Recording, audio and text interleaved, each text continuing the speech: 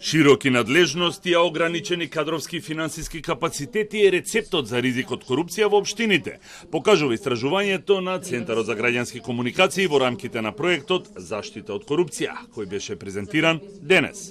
Спроведување на јавни набавки, урбанизмот и доделување на градежни дозволи, продажба на градежно земјиште, речиси никаков инспекцијски надзор, доделување на интегрирани дозволи и приходите се клучни полиња каде што е детектиран најголем ризик од корупција. Под лупа на Центарот за граѓански комуникации биле 8 општини: Битола, Куманово, Струмица, Штип, Тетово, Кичево, Чаир и Неготино. Изработени се мерки со кои треба да се спречи или намали корупцијата.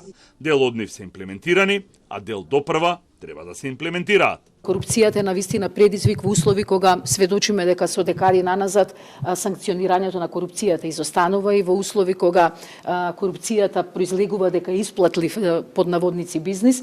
Поголем дел од општините, ако се тоа најголемите општини во државата, имаат генерален урбанистички план кој е постари од 20 години, а тие планските документи треба да бидат најстари да траат до 10 години.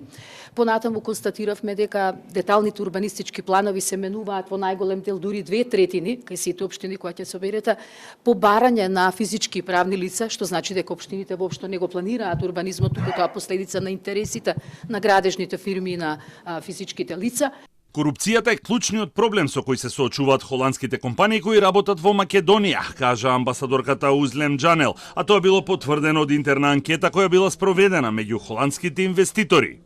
Од Центарот за граѓански комуникации реагираат и на предложените измени на Законот за јавни набавки, кои одат по скратена постапка, а според кои драстично се намалуваат ингеренциите на Бирото за јавни набавки, како и транспарентноста на самиот процес. Предложените измени во кои се намалува контролата во јавните набавки, сметам дека навистина е контрадикторна на она на што сведочиме сега, а тоа е доказ дека едно од најпогодените од корупција области во нашата земја се токму јавните набавки.